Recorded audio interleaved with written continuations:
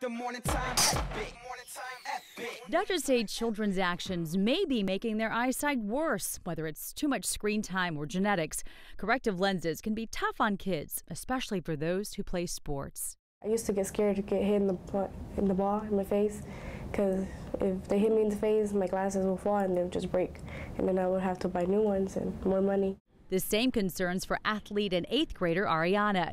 She and Karine opted for a non-surgical treatment for nearsightedness, also known as myopia, called corneal moldings that correct their vision while they sleep.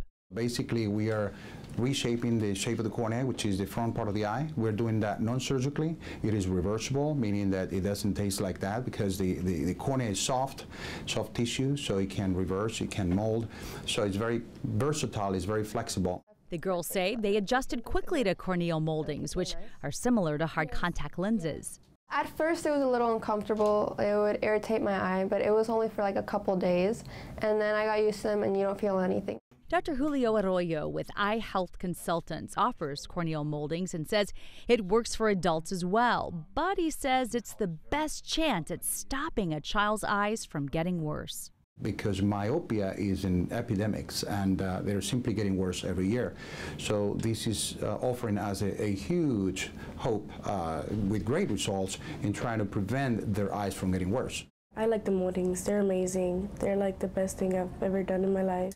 Moving now to UT Cizik Eye Clinic, we met up with Dr. Jean Kim to learn about other ways to prevent nearsightedness in children. I remember my mom told me that, hey, if you sit too close to the TV, that you're going to need glasses later, and it turns out that that's actually true. They've done studies that if kids are focusing near too much, their eyes kind of adjust to make them more nearsighted. So we can almost create our own nearsightedness.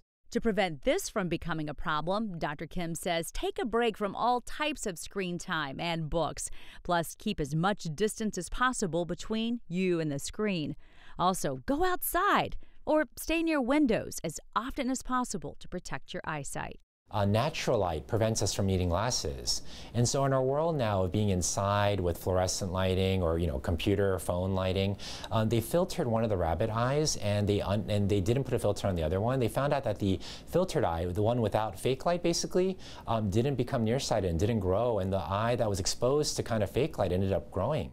Again, this study only in animals right now, but actions are already taking place because of it. There are movements in other countries, specifically Singapore has a movement to have their kids play outside in natural sunlight an hour a day. Some of this might be just simple design where eventually all of our elementary schools and middle schools have a lot of natural light where you don't need to go outside and they are all naturally exposed to kind of counteract the body stimulus to become more nearsighted. A fourth way to possibly stop the progression of nearsightedness is happening at UT Health.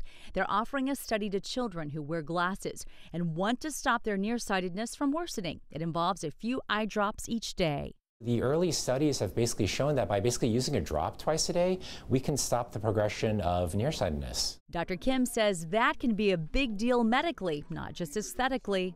The nearsightedness is so severe, a lot of the kids end up growing up and getting these stretch marks and losing vision permanently because they get nerve damage because of these stretch marks. The drops are called atropine, a very weak version of medication that dilates the eyes.